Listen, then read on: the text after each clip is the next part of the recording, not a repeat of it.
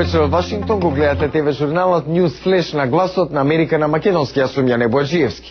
Македонскиот вице-премиер за економски прашања Зоран Ставрески за гласот на Америка коментира дека Македонија може да се справи со глобалната финансиска криза, како и за придобивките од неговото председавање со годишното собрание на Светската банка и Меѓународниот монетарен фонд.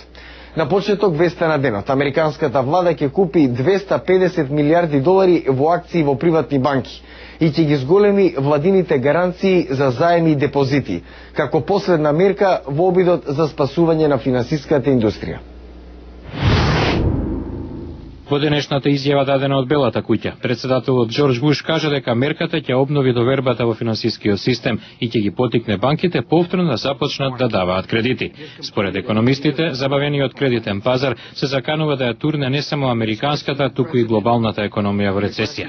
Буш коментираше дека оваа голема владина интервенција во приватните банки е за поддршка на приватните предпријатија, а не обид владата да преземе контрола над нив. Секретарот за финансии Хенри Паулсон кажа дека владата презема вакви, цитираме, решителни мерки не по своја волја, но дека алтернативата, потрошувачите и бизнисите да се остават без финансирање, едноставно е неприфатлива.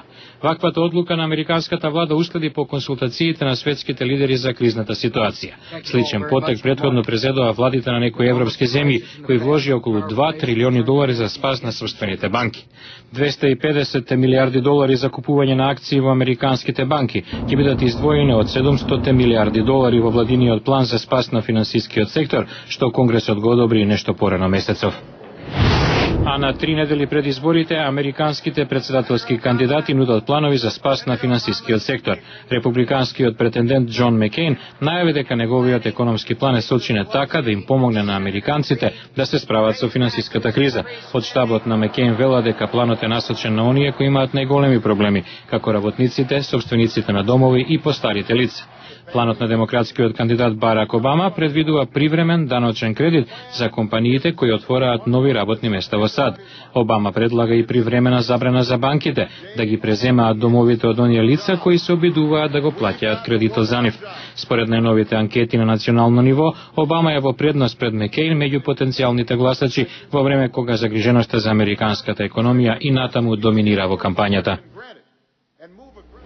Во продолжение на News Flash, македонскиот вице-премиер за економски прашања Зоран Ставрески за гласот на Америка на македонски говори за предизвиците со кои Македонија се соочува во екот на глобалната финансиска криза, како и за придобивките на неговата земја од председавањето со годишното собрание на Светската банка и ММФ.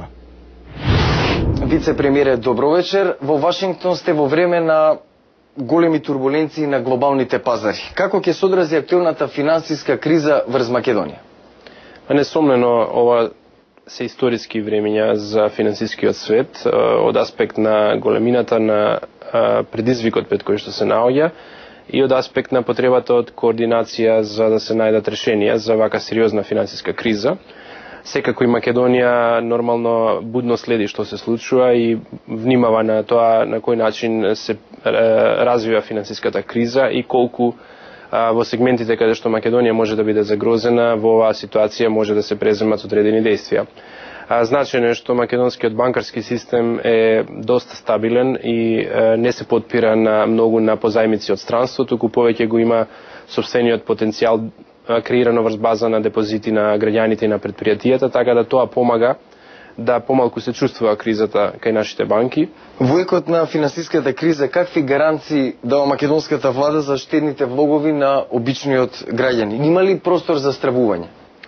Па јас како што објаснив, во Македонија имаме доста висок праг на заштита на депозитите на граѓаните, значи споредено со некои други земји, така да во прва фаза нема да има реакции и логично би било да врз основа на нашите анализи да македонските банки да можат сами да поминат низ овие времиња.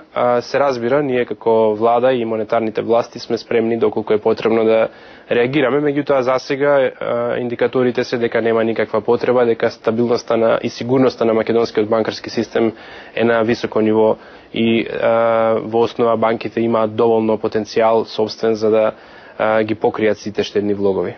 Во Вашингтон се одржа Генералното собрание на Меѓународниот монетарен фонд и Светската банка, чии председаваш се сте годинава. Каква е пораката за Македонија?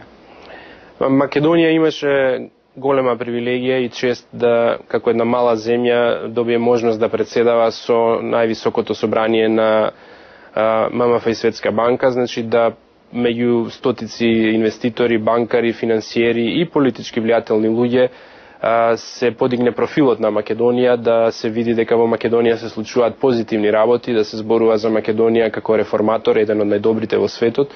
Сето тоа се придобивки кои што ни беа возможени со председателствувањето на Македонија со годишното собрание. Секако ние искористивме таа можност да ја афирмираме сопствената земја, да лобираме за Македонија и за да побараме и посилна финансиска поддршка од двете институции во иднина за реализација на капитални проекти во делот на инфраструктурата претежно. Дали се гледате како председателски кандидат на следните избори во Македонија?